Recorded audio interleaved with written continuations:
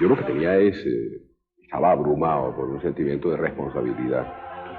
Naturalmente agradecido porque hubiera 10 millones de ciudadanos que nos daban su apoyo para arrancar en una dirección distinta, para intentar poner en marcha cosas nuevas, para intentar modernizar el país.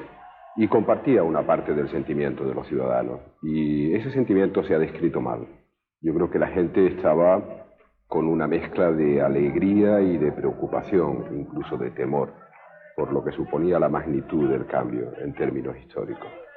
Y yo creo que eso era el elemento, el factor dominante. Fíjese que estamos hablando de 10 millones de personas que votaron, pero en aquel momento y desde aquel balcón se veían algunos miles de personas, pero pocos. No fue una salida de 500.000 personas. ¿Qué quiere decir? Que la gente estaba más bien siguiéndolo en su casa por televisión, estaba retraída o contenida, incluso en su alegría.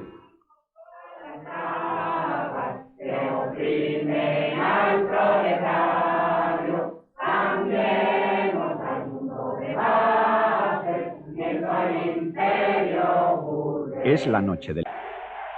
Desde la ventana del Hotel Palace, Felipe González y Alfonso Guerra saludan a sus seguidores entusiasmados por la victoria electoral de los socialistas.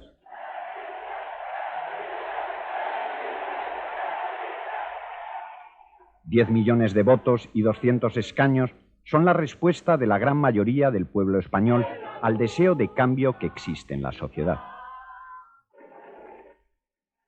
Los ciudadanos han entendido que para consolidar la democracia hay que llevar a Felipe a la Moncloa. En este país hace falta muchos puestos de trabajo, hace falta mucha vivienda, hace falta una enmienda en la seguridad social y todo eso pensamos que el Partido Socialista lo puede conseguir, no solamente porque sea el Partido Socialista, sino porque toda la clase trabajadora apoya al Partido Socialista. Esos 800.000 puestos de trabajo que anteriormente la UCD hace ya más de 4 años que está prometiendo esos 300.000 puestos de trabajo, que lo cumpla. Lo único que pido. Con eso yo me di por satisfecho. Debería intentar acabar con el golpismo, que debería legalizar el aborto, en fin, y que debería crear puestos de trabajo suficientes y en particular para los jóvenes. Para el joven abogado sevillano, 40 años recién cumplidos, es la culminación de una etapa renovadora del socialismo que comenzó en Suresnes en 1974, continuó en Madrid en 1979 y le lleva hoy, 28 de octubre de 1982, a la presidencia del gobierno. A partir de ahí, debe dirigir la renovación, el cambio de la sociedad española.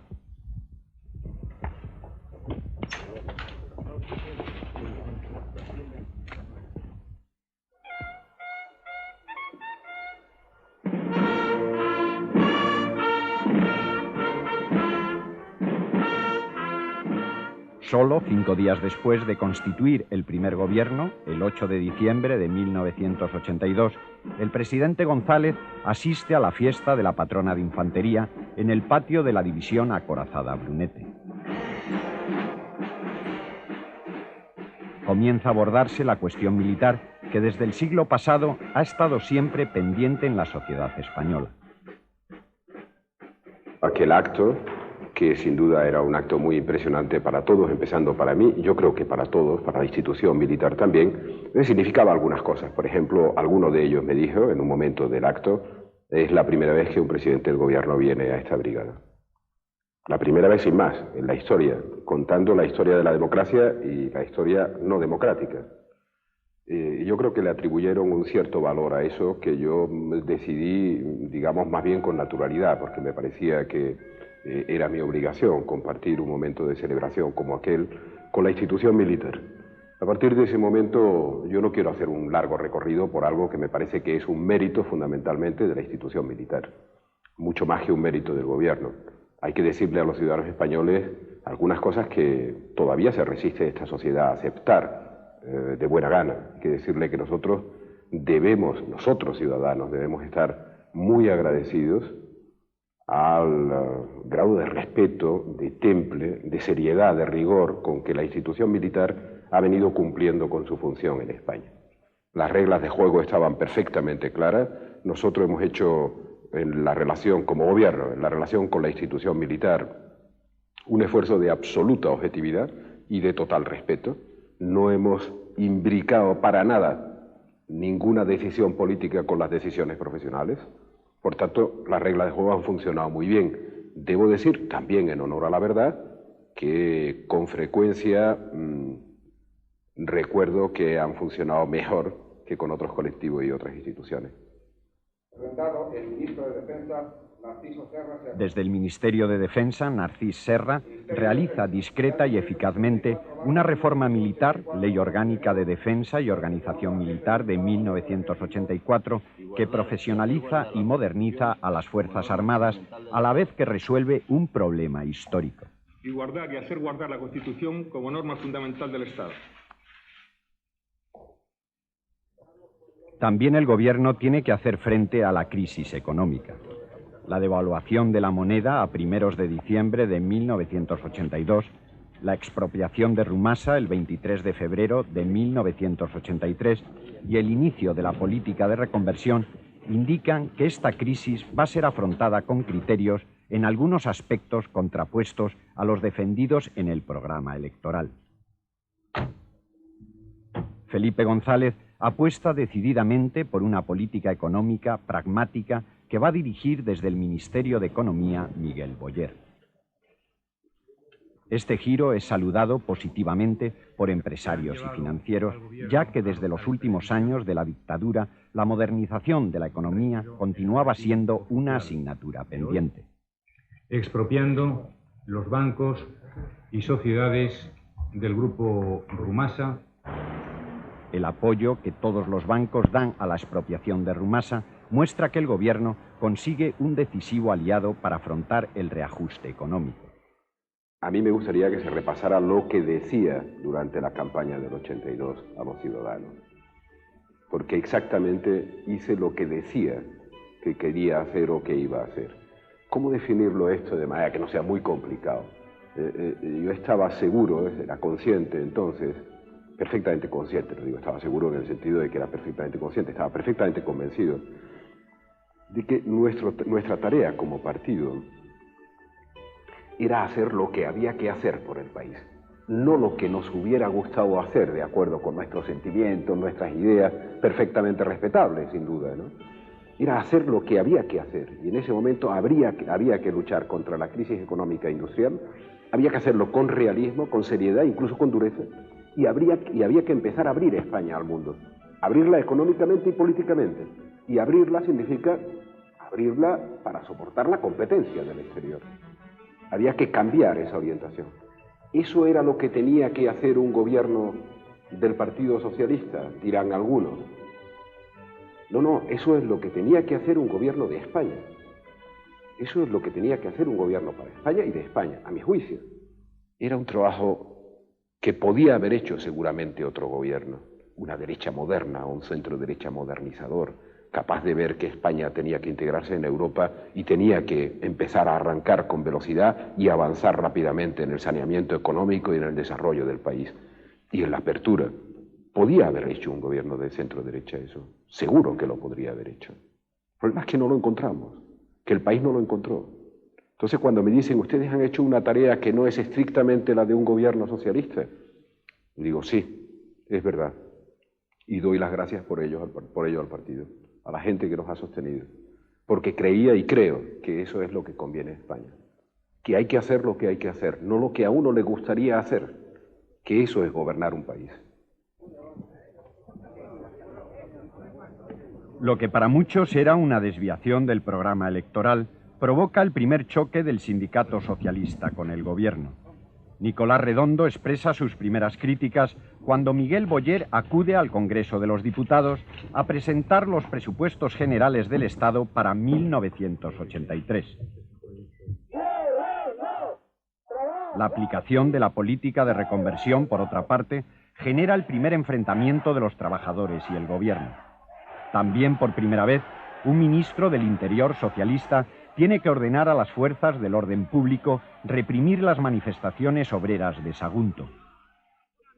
Es la primera ruptura del gobierno con su base social. Los trabajadores no aceptan que sea precisamente un gobierno socialista quien tenga que abordar una reconversión industrial aplazada año tras año.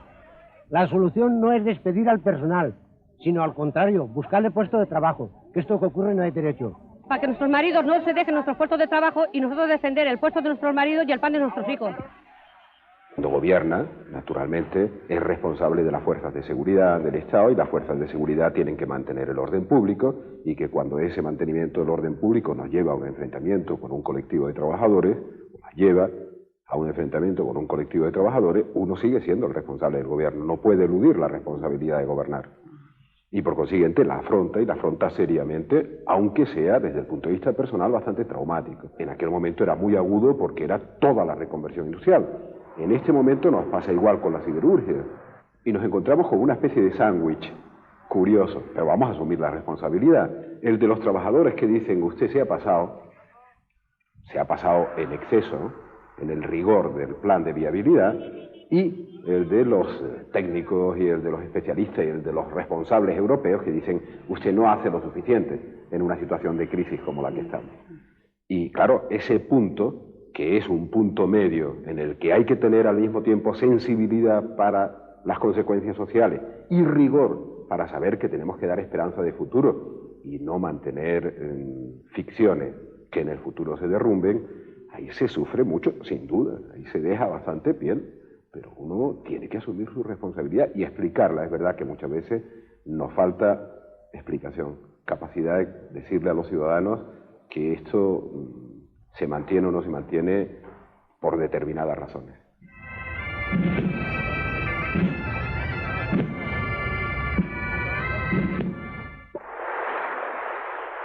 El 1 de enero de 1986, España ingresa en la Comunidad Europea. En aquella ceremonia histórica del Palacio Real se cumple el sueño tantas veces frustrado de la incorporación de nuestro país a los ámbitos de decisión del mundo democrático. Yo creía que España tenía que estar en la Comunidad Europea. Lo defendía desde antes de que Franco hubiera muerto. Y por consiguiente cuando vivíamos en la dictadura. Europa para nosotros era una bandera de libertad, era un plus. El otro día lo recordé en el Parlamento. Algunos no lo entienden. Era un plus de casi todo respecto de lo que era nuestra vida. Un plus de libertad, un plus de bienestar, un plus de sociedad moderna, un plus de sociedad abierta. Era algo que nos añadía cosas en todos los sentidos. Por tanto, en el momento en que llegamos a firmar el acuerdo, aunque fue un día dolorosísimo, el día de la firma del acuerdo, y en el momento en que se produce el ingreso, el 1 de enero del 86, pues fue un momento extraordinariamente satisfactorio desde todos los puntos de vista, ¿no? Pero yo creo que fue satisfactorio para toda la gente de buena fe de España, y es mucha, la inmensa mayoría.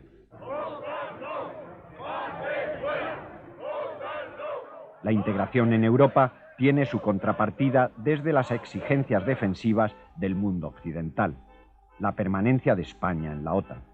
Justo todo lo contrario de lo que el propio Felipe González había apoyado en el mitin anti-OTAN celebrado en la Universidad Complutense de Madrid meses antes de la victoria del PSOE, y en un escenario radicalmente antimilitarista. En absoluto por antimilitarismo. Yo he comprendido desde que tengo responsabilidad en el partido que uno de los problemas que tiene que resolver un gobierno, y seriamente, es el problema de la defensa nacional. No la cuestión militar, que era lo que pesaba en nuestra historia. No. La defensa. Tenemos que tener un sistema defensivo. Quien no cree en esas cosas, pues normalmente está en una irrealidad que yo no comparto. Por consiguiente, no se trataba de eso, se trataba de un debate serio. Una vez que España estaba dentro de la Alianza Atlántica, también comprendí que era muy difícil y muy arriesgado para el interés de nuestro país, no para mi gusto personal o para nuestro gusto, que España rompiera con eso. El programa electoral del PSOE aseguraba la convocatoria de un referéndum, pero desde posiciones muy críticas con la permanencia de España en la OTAN. Ahora el presidente del gobierno se posiciona abiertamente a favor de la Alianza Atlántica.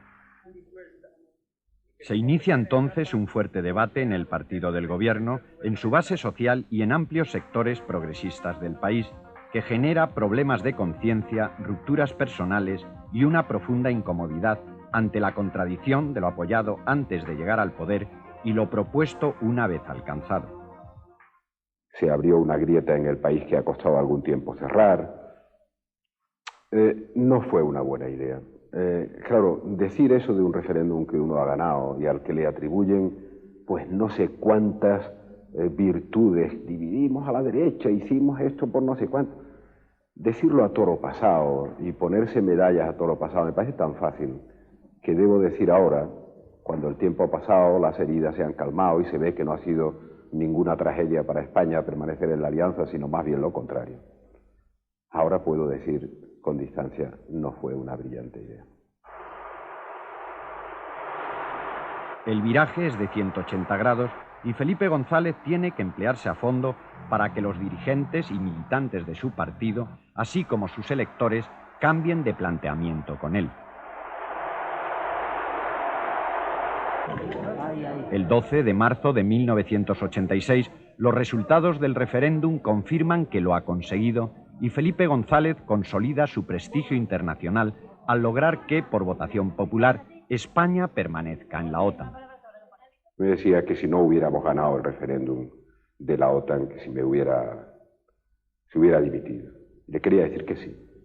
Ahora ya que ha pasado el tiempo suficiente y que no lo pueden sentir como una amenaza a nadie, porque algunos dijeron que no llegara a amenazar con dimitir y esas historias.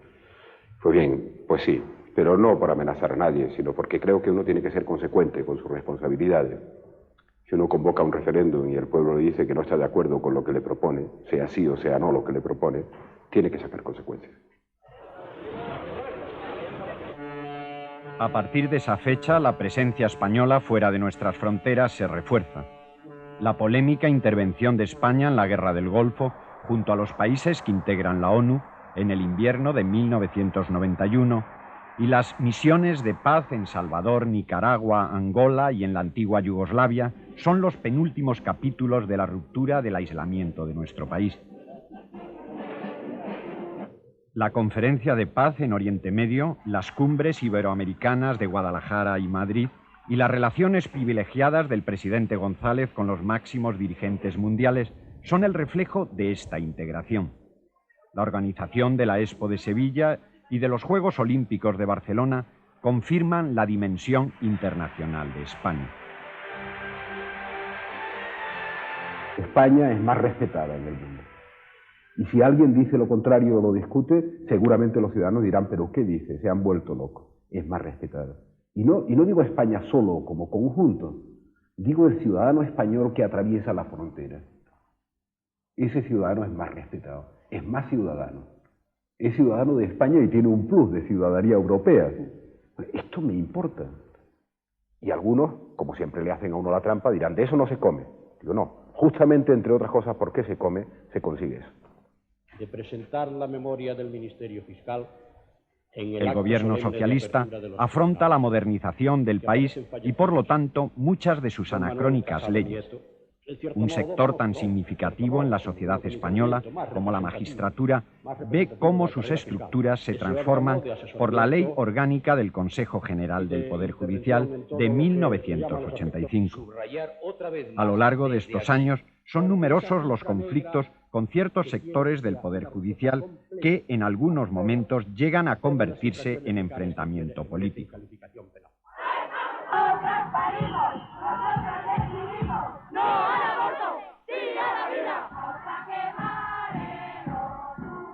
Algunas de estas reformas, como la despenalización del aborto en marzo de 1983 o la LODE en diciembre del mismo año, encuentran una fuerte oposición por parte de la Iglesia.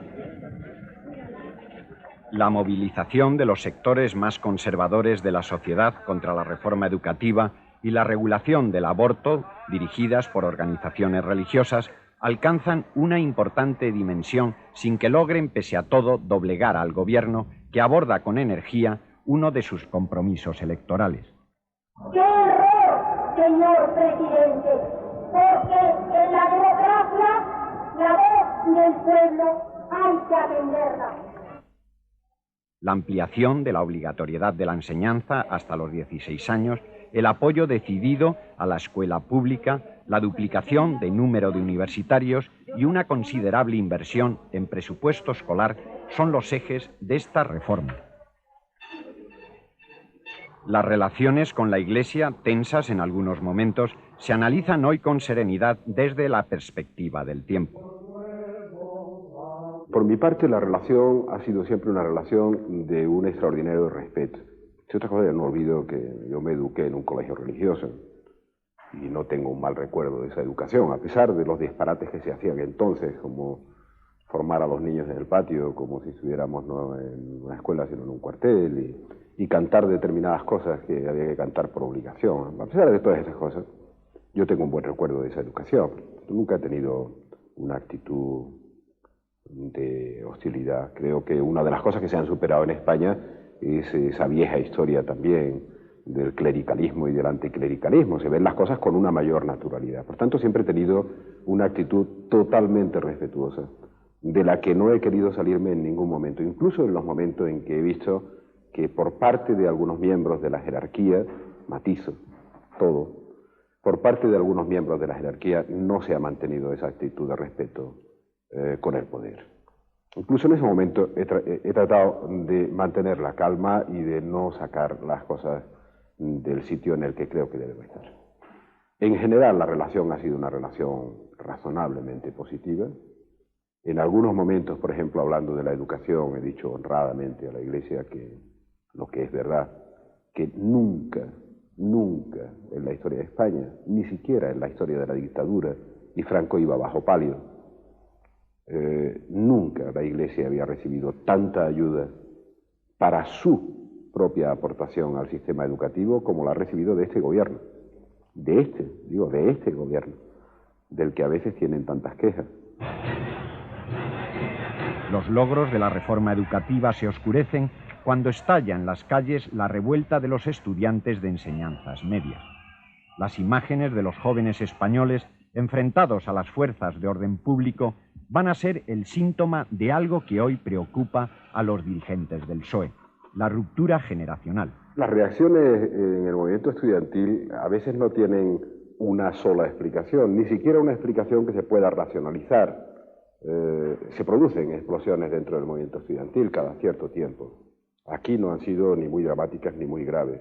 Coincidieron con algunas que se estaban produciendo en otros rincones de Europa. Cuando una sociedad está oprimida, comprimida, está reprimida por las políticas que se hacen y por el aparato del poder, esa sociedad naturalmente que desearía aumentar en sus derechos, exigir nuevos derechos, pero no lo hace. Cuando una sociedad empieza a abrir y a reconocer esos derechos individuales, corre inmediatamente el riesgo, que es evidente en todo sitio, de que la carrera para exigir el perfeccionamiento de esos derechos y mejorarlo sea mayor que la capacidad del país para financiarlo. Y se producen situaciones explosivas. Eso yo creo que es la razón de fondo. Pero claro, si le pregunta a uno, un estudiante en aquel momento, seguro que no va a hacer esta explicación. Pero yo creo que eso ocurre con la sociedad en su conjunto. Uribarri Murillo, Antonio. Las relaciones del gobierno y UGT son un problema recurrente en esta década. La reforma de las pensiones en mayo de 1985 escenifica la ruptura. En la votación de la ley, Nicolás Redondo se separa por primera vez de la fidelidad del voto socialista. Redondo Urbieta. Sí. Desde entonces, su relación con Felipe González se enfría progresivamente. Es que una mayoría electoral da patente de corso a este gobierno para tomar medidas arbitrarias, como exigir realmente las medidas y después llamar a la pasividad de los agredidos. Yo nunca haré una apreciación de Nicolás Redondo como las que él hace de mí con cierta frecuencia. Yo creo que con un poco de ligereza, nunca, sobre su sensibilidad o no para los problemas. Porque me parece que no es adecuado, además porque yo tengo una vieja amistad que entraña también un cierto lazo de cariño con Nicolás Redondo que prefiero preservar. Y a veces las palabras pueden deteriorar ese viejo lazo de amistad y de cariño. En la política se pagan precios por muchas cosas, yo no quiero añadir a esos precios algunos que me parecen innecesarios. Es más, le diré a usted algo que los ciudadanos españoles, algunos lo saben, otros no. Yo soy secretario general del Partido Socialista desde hace 18 años, ahora hace 18 años, octubre de 1974, entre otras cosas decisivas, porque Nicolás Redondo quería que así fuera. El gobierno sufre su primera crisis con la dimisión de Miguel Boyer como ministro de Economía, quien, para reforzar su posición dentro del gabinete, reclama frente a Alfonso Guerra una vicepresidencia económica que no obtiene del presidente González. Carlos Olchaga asume la continuidad de la política económica y el presidente aprovecha la crisis para sustituir al titular de Asuntos Exteriores, Fernando Morán, por Francisco Fernández Ordóñez. Las frecuentes tensiones con Morán, autor de un libro contra la permanencia de España en la OTAN, se cambian por una larga etapa de plena identificación política y personal con el nuevo titular de Exteriores. Son 4 duros años de gobierno, tras los cuales los socialistas vuelven a conseguir la mayoría absoluta en las elecciones generales de 1986. Es en el comienzo de esta segunda legislatura cuando los sectores más próximos a Alfonso Guerra van perfilando otro enfoque político y económico porque consideran que el pragmatismo gubernamental quiebra en alguna medida el proyecto socialista.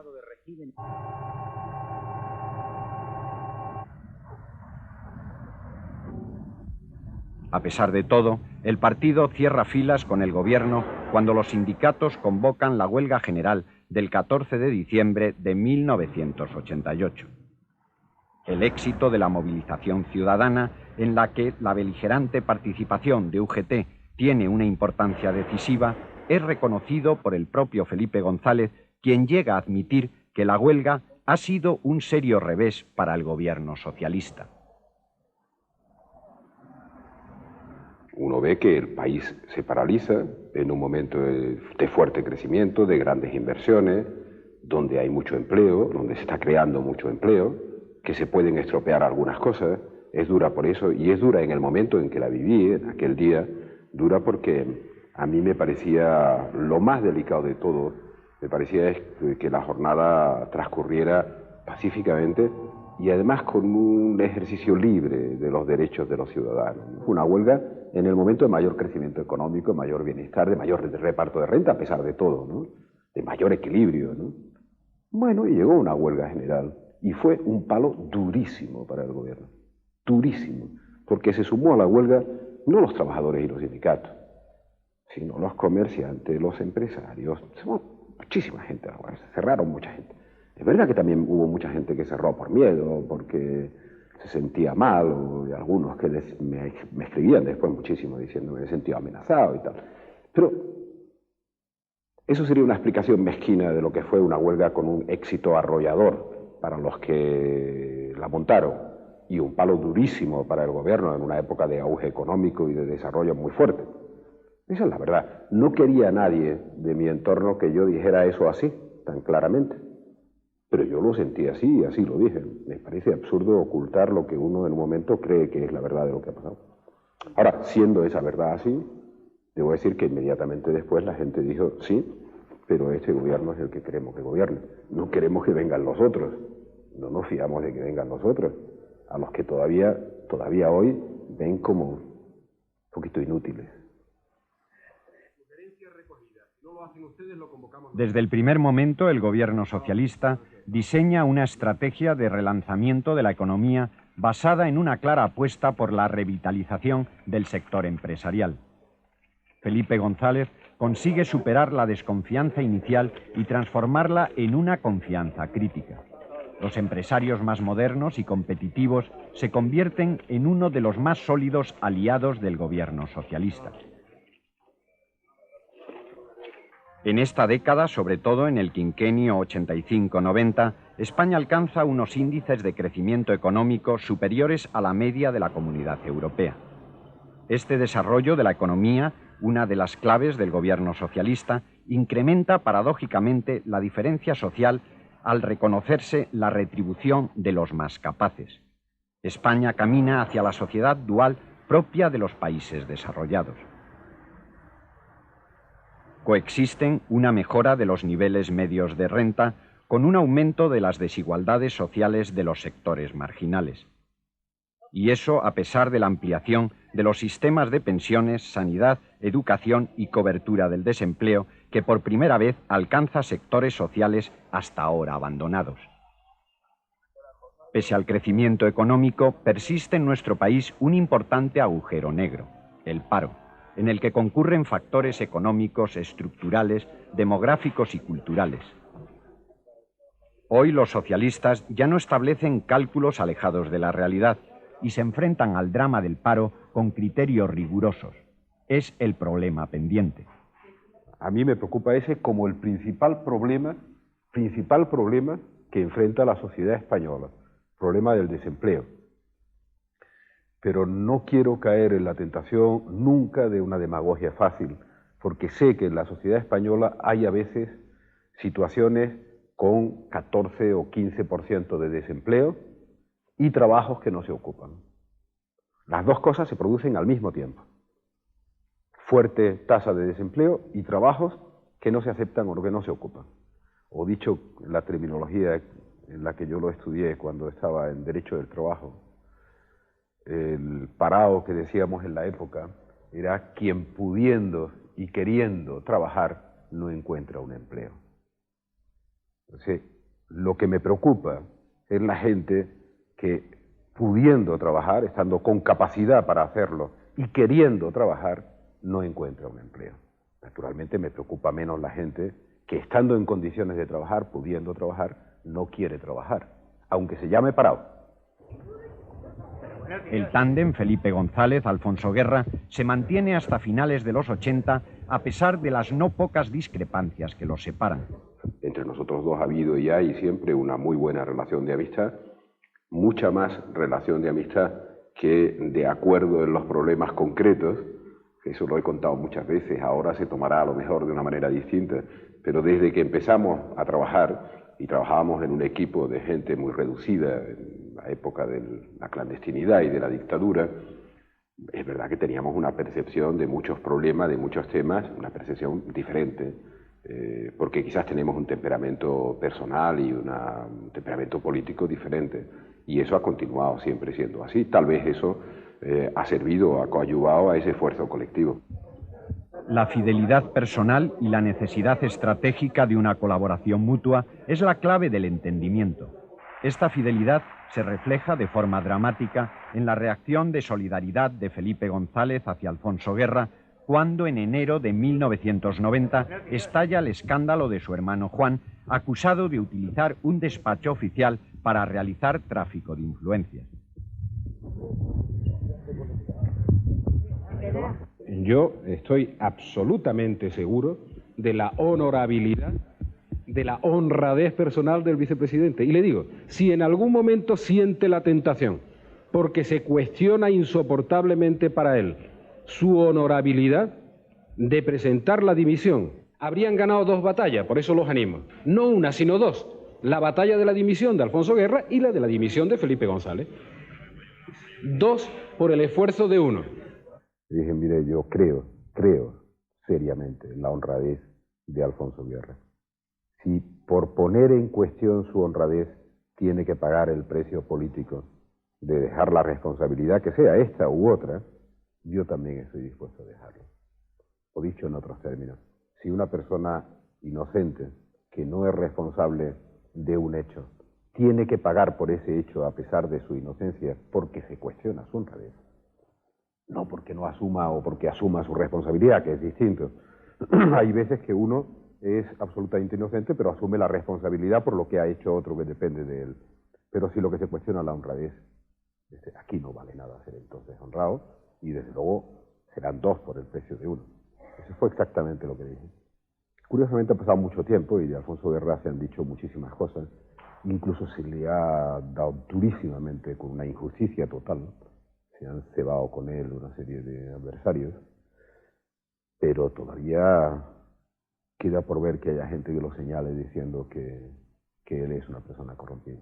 Yo creo que para nosotros fue duro y paralizante, porque no nos sentíamos responsables. No es la única ocasión en la que ha ocurrido. Igual que no nos hemos sentido responsables últimamente cuando se ha hablado de otro asunto que suelen llamar caso Ullero. Y además se afirma con toda naturalidad que el Partido Socialista es responsable. Y hablo de Andalucía. Yo, tanto del primer supuesto como del segundo supuesto del que hago referencia, pues me he enterado por los medios de comunicación. No estaba en absoluto ni al tanto, ni me podía imaginar que podía surgir un asunto de esa naturaleza. El proceso en espiral en el que entra el caso Juan Guerra lleva al vicepresidente del gobierno a presentar la dimisión, que finalmente es aceptada por Felipe González en enero de 1991. El Congreso de los Socialistas Extremeños es el escenario de un emotivo acto en el que Alfonso Guerra recibe el homenaje de numerosos dirigentes y militantes del PSOE que le reconocen como un político clave del socialismo español. A mí me parecía entonces, y lo había hablado muchas veces con Alfonso, incluso antes de entrar los dos, yo como presidente y por nombrarlo a él como vicepresidente, lo habíamos hablado muchas veces, y desde luego después, y mucho tiempo antes de la salida de Alfonso del gobierno.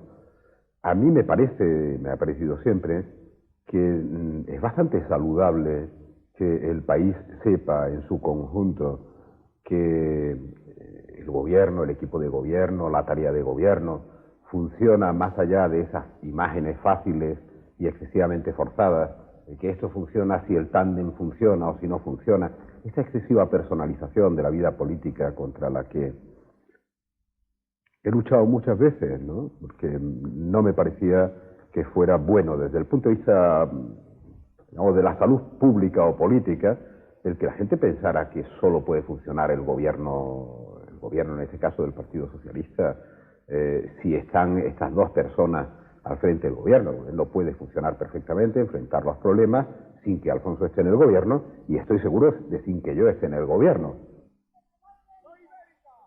El indudable desarrollo económico del quinquenio 85-90 hace emerger un fenómeno polémico y oscuro, la corrupción. Una serie de escándalos basados en el tráfico de influencias que golpean el prestigio del conjunto de la clase política. Sin embargo, son los responsables socialistas quienes reciben el mayor número de críticas. A un gobierno socialista y a un dirigente socialista se tiene la tendencia a exigirle más desde ese punto de vista que a los demás. Y yo creo además que es razonable que así sea. Con ciertos límites, pero razonable. Es decir, lo que no puede pensarse es que simplemente por el hecho de pertenecer a un ámbito como el ámbito del socialismo democrático, no vaya a haber dentro de ese ámbito alguien que falle o que sea un sinvergüenza. Obviamente lo va a haber.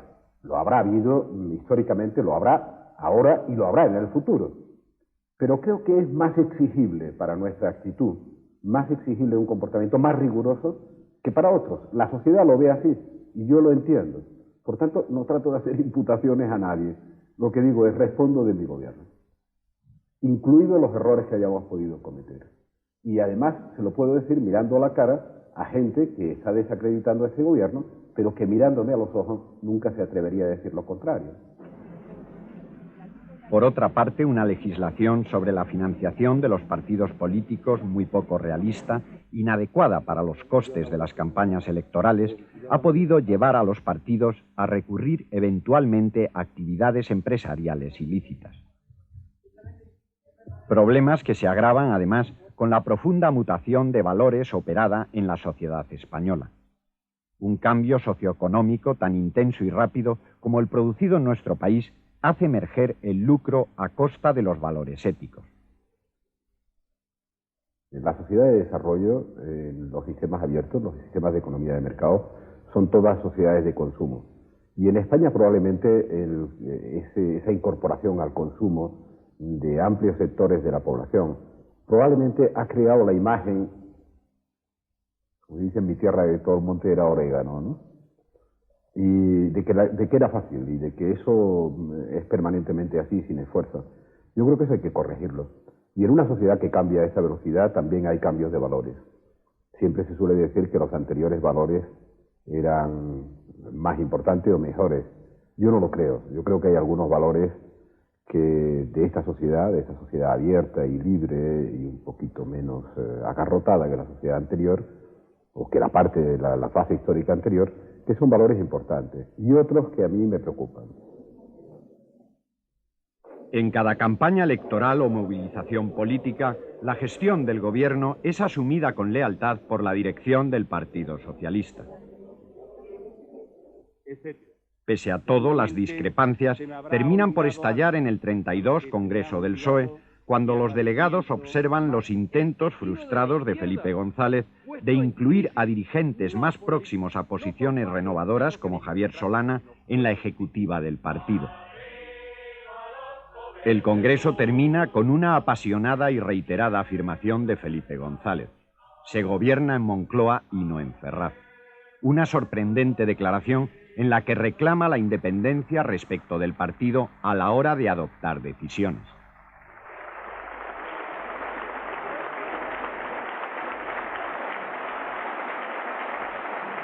No exactamente para gobernar, ¿eh?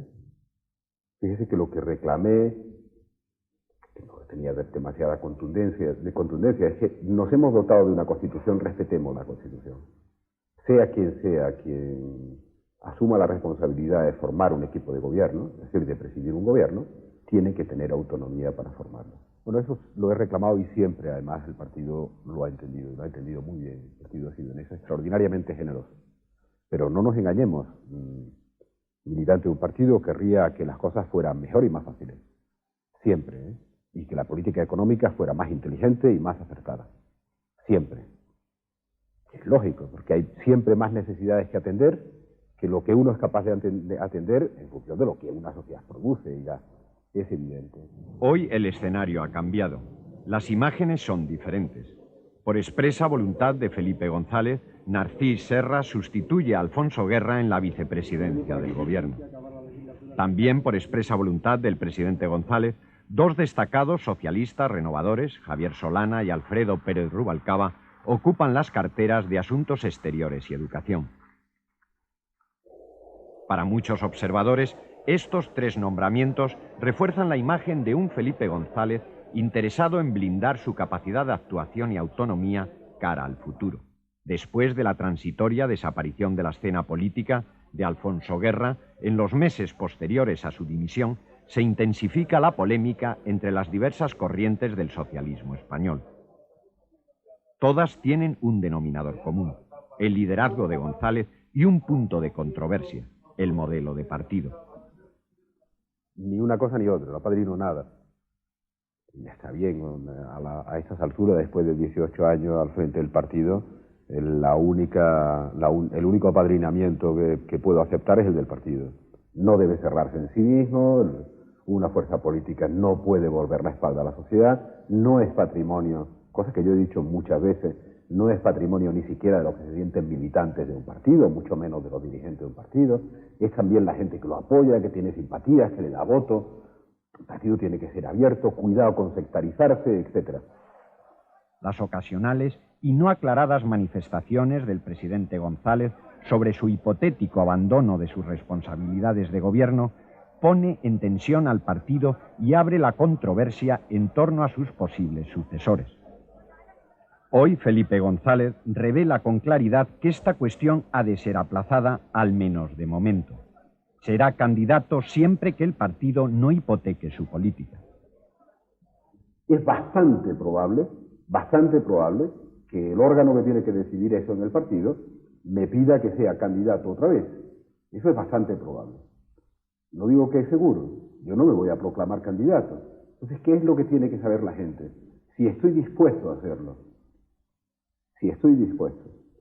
Bueno, y debo decir que justamente porque estamos viviendo una coyuntura de dificultad, no estoy dispuesto a apearme en la dificultad. Entonces, si quieren que sea, lo seré. Si quieren los compañeros que sea, lo seré. No habrá problemas en eso, no habrá dudas. Solo habría una duda, la duda que quisieran los compañeros, cosa que respetaría o que no compartiría, hacer algo distinto de lo que creo que hay que hacer de aquí a 1997. Yo creo que hay que ganar la batalla del 97. Creo que este país debe estar en la Unión Económica y Monetaria, en la Unión Política Europea, entre los países que hayan alcanzado ese nivel. Y como lo creo, si me propusieran una política para desviarme de eso, entonces no es que no quisiera, es que no podría aceptar encabezar esa política. Pero si se hace lo que creo que hay que hacer, y no porque lo diga yo, sino porque creo en eso y no podría hacer lo contrario de lo que creo, estoy dispuesto. Esto es lo que hay que despejar. Lo despejo además porque estamos en un momento de dificultad. Y si algunos piensan que estoy cansado, como dicen tantas veces, es una bobada. Uno se cansa cuando trabaja. Pero me parece que lo que está viviendo nuestro país, independientemente de la responsabilidad que se tenga, es un momento histórico apasionante. La última legislatura socialista contempla uno de los más sólidos éxitos del gobierno, la lucha antiterrorista. La captura de la dirección de la banda terrorista ETA en marzo del presente año es la culminación de todo un trabajo político y policial que ha logrado aislar socialmente al terrorismo. Si hace algún tiempo, para comprender ETA, había que entender el nacionalismo vasco en su conjunto, hoy son los propios nacionalistas vascos los que consideran a ETA como una banda mafiosa.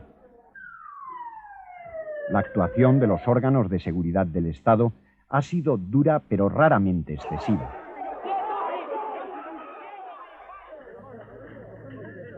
En términos generales, el Estado democrático no ha caído en la provocación sistemática del terrorismo. La aventura delictiva de los grupos de represalia GAL, a los que la justicia nunca pudo encontrar conexión con cargos de responsabilidad política, fue encausada y sus responsables penados. La colaboración de todos los partidos democráticos en el Pacto de Ajuria Enea y la decisiva apuesta del Partido Nacionalista Vasco son el telón de fondo que ha permitido que el gobierno haya logrado estrechar el margen de maniobra del terrorismo y su brazo político.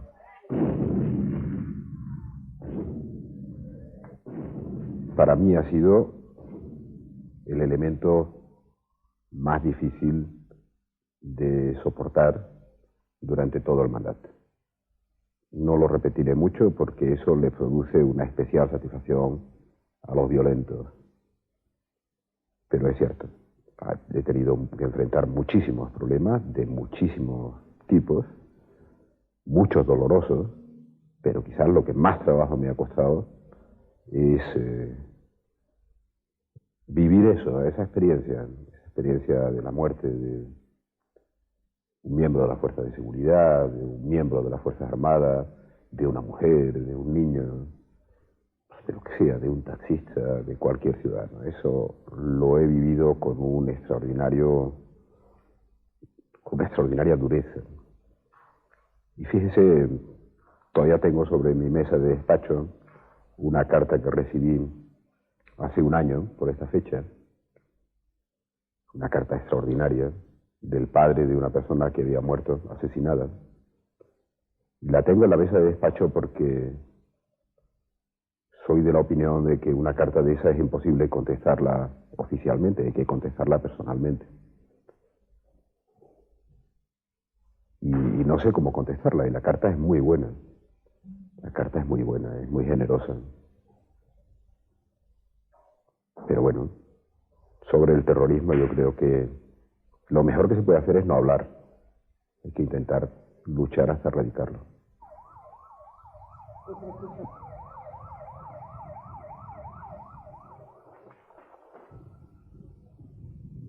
La delincuencia y la inseguridad ciudadana son también problemas con los que se enfrenta hoy el gobierno socialista, sobre todo en los grandes núcleos urbanos.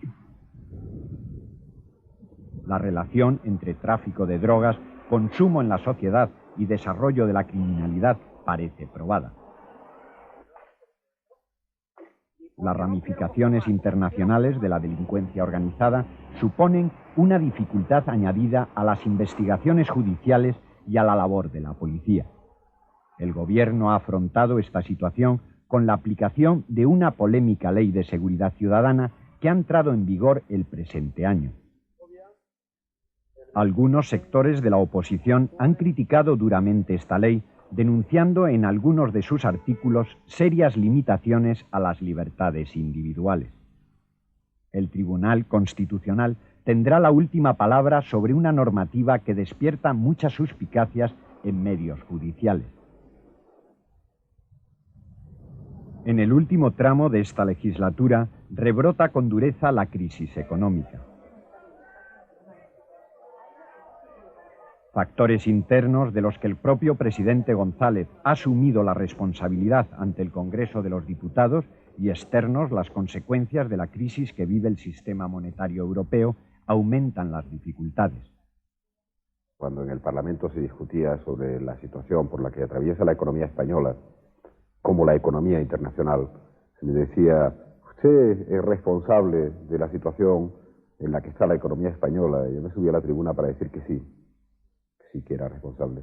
Y no solo que me sentía responsable, sino que además estoy dispuesto a ayudar a superar esta situación crítica. Cuando la economía ha ido muy bien, y ha ido muy bien, ha habido un fuerte crecimiento, se han hecho muchas infraestructuras, se ha hecho un esfuerzo muy interesante, que no se ha hecho en otros países que están padeciendo la crisis económica más duramente que nosotros, pero sin haber tenido esa capitalización que nosotros tenemos de infraestructuras y de desarrollo, ¿no? Cuando iba muy bien, todo el mundo estaba de acuerdo, o mucha gente estaba de acuerdo con la política económica. Y ahora que va menos bien, estamos en un ciclo internacional bajo, incluso negativo, hay que buscar a un solo responsable, ese solo responsable es el gobierno, dentro del gobierno el presidente del gobierno. Pero yo creo que las cosas son así, ¿no? Las batallas que se ganan, hay muchos generales para apuntárselas, en las que se pierden, alguien tiene que asumir la responsabilidad y la cosa no va mal, no va bien. Y esto es lo que pasa. Yo creo que estamos en buenas condiciones para enfrentar y superar esa crisis. Buenos días. Muy bien. La crisis de identidad por la que atraviesa Europa y los graves problemas que entorpecen su proceso de unidad nos afectan de forma inevitable. Pese a todo, el Gobierno no abandona el proyecto por entender que la renuncia al mismo pondría en serio peligro la modernización de nuestro país. Tenemos 5 años para saber si estamos entre los 7 primeros que van a tocar línea de meta. Ni siquiera digo que vamos a estar en condiciones de llegar los primeros, sería un milagro no esperable del esfuerzo humano. Pero tenemos que estar entre los 7 primeros. Y podemos estar entre los 7 primeros. Este es el desafío de los 90. Y para el 97 esta sociedad puede hacerlo. Si no hay tanto cutre que le quita el ánimo. Que hay muchos tratando de desanimar y tratando de erosionar y tratando de generar desconfianza. ¿Sí? Y si es necesario, yo sí soy capaz de decirlo, háganlo pese al gobierno, pero háganlo. Durante toda la década, las relaciones entre la Corona y la presidencia del Gobierno funcionan con normalidad dentro del marco que establece la Constitución.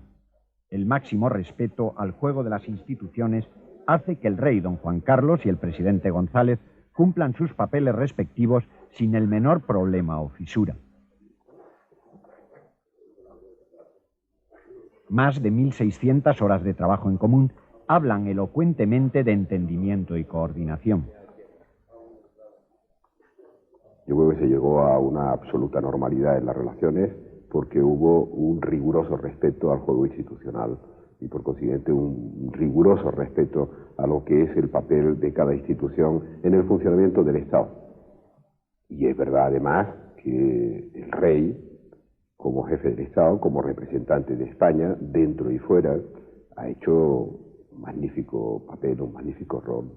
Y quizás, pensando en la historia, ha respondido a algo que está muy presente en la historia de nuestro país, muy presente, pero que no se observa normalmente, que quizás lo más expresivo esté en aquel famoso "el mejor alcalde del rey". Ese deseo de proximidad del ciudadano con el jefe del Estado, con la corona, o de la corona con el ciudadano, que se expresa así, el mejor alcalde del rey, que significa atención que algunos de sus intermediarios no nos dan el mismo grado de satisfacción que si usted fuera el alcalde. Bueno, Yo creo que aquí se ha conseguido algo históricamente muy impresionante, que es que en muchos sitios el sentimiento popular es el mejor alcalde del rey. Y eso es delicado para todos, claro. 10 años después se ha roto para muchos el encanto de aquella noche del Hotel Palace. Los aciertos y los errores son enfocados con cierta distancia. La velocidad del cambio sociológico, institucional y de valores hace que los españoles sean mucho más maduros, más escépticos y realistas, y que por lo tanto haya terminado la hora de los mitos. No nos ha dado tiempo de desencantarnos, no. No, esta sociedad tiene vitalidad, ¿eh? No digo que no haya gente desencantada, ¿no? Seguro que hay gente desencantada y habría que rescatarla, habría que intentar algún elemento que conmocione o que remueva para sacudirse desencantos, o para sacudirse ese látigo que a veces tanto en nuestra cultura tanto utilizamos contra nosotros mismos, ¿no? Pero en fin, yo creo que yo lo observo más en otras sociedades que en esta sociedad. Hay vitalidad. Han sido 10 años trepidantes que han recaído en el presidente González. Ya no es el joven entusiasta de entonces, se nota en sus rasgos el paso y el peso de esta larga época presidencial. La intensa experiencia gubernamental ha contribuido a reforzar su perfil pragmático y realista. Ya no es el que fue, como tampoco la sociedad es la que era. El país ha cambiado tanto como él mismo. Nada ni nadie ha sido insensible al viento del cambio. Creo que algunos ciudadanos me ven distante, creen que estoy poco en contacto con la realidad y con la gente, y creo que en parte lo sienten, y lo sienten con razón, porque es algo poco. Por tanto, me sienten distanciados o sienten que me he distanciado. No sé cómo explicarlo de manera que sea perfectamente comprensible, y yo además tengo la tendencia a creer que una parte de razón tiene, y comprendo muy bien esa actitud. ¿Cómo uno puede juzgarse a sí mismo? Yo trato de no perder mis señas de identidad, las que me sirven para decir si sigo siendo yo mismo, ¿no? Trato de no perderlo. Y a veces me sorprende que la gente me vea como presidente de gobierno, cosas que yo me cuesta trabajo verme siempre. Los amigos de toda la vida, ¿no?